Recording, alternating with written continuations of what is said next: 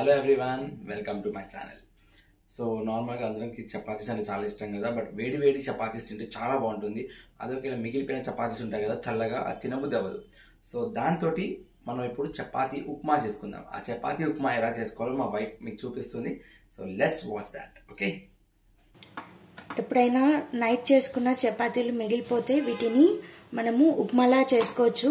ఎలా చేసుకోవాలనేది ఇప్పుడు మీకు చూపించబోతున్నాను. So let's watch. మనము చపాతీని ఇలా చిన్న చిన్న ముక్కలుగా కట్ చేసి పెట్టుకోవాలి.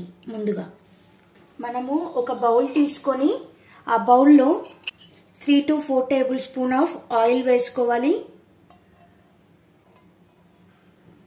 ఆయిల్ హీట్ అయిన తర్వాత 1/2 టేబుల్ స్పూన్ ఆవాలు, 1/2 టీ స్పూన్ జీలకర్ర, సన్నగా చాప్ చేసి పెట్టుకున్న ఆనియన్స్,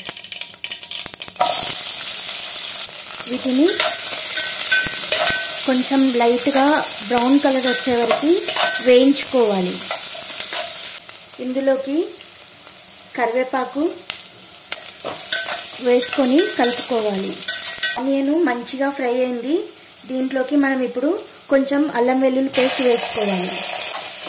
అల్లం వెల్లుల్లి పేస్ట్ పచ్చివాసన పోయేంత వరకు వేయించుకోవాలి. ఇప్పుడు దీంట్లోకి కొంచెం పసుపు, కొంచెం ధనియా పొడి, కొంచెం ఉప్పు.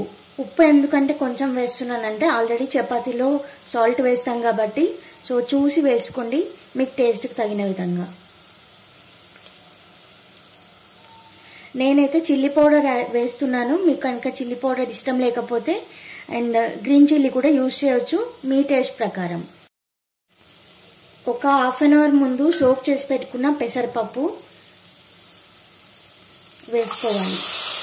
వేసుకొని కొద్దిసేపు ఫ్రై చేసుకోవాలి. పెసరపప్పు కొంచెం పచ్చిగా స్మెల్ వస్తుంది కదా, సో కొంచెం తేమ పోయేంత వరకు వేయించుకోవాలి. ఇప్పుడు దీంట్లోకి 1/2 గ్లాస్ ఆఫ్ వాటర్ యాడ్ చేస్తున్నాను. ఇది కొంచెం హీట్ అయ్యే వరకు ఫ్లేమ్ అనేది కొంచెం హైలో పెట్టుకుందాం. నీళ్లు మరుగుతున్నప్పుడు మనము ముక్కలుగా చేసి పెట్టుకున్న చపాతీస్ని ఇందులో వేసుకోవాలి. ఇప్పుడు వీటిని మంచిగా మిక్స్ చేసుకోవాలి.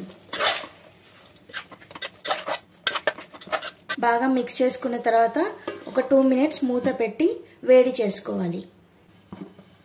మూత తీసుకొని ఫైనల్గా కొరియండర్తో గార్నిష్ చేసుకోవాలి.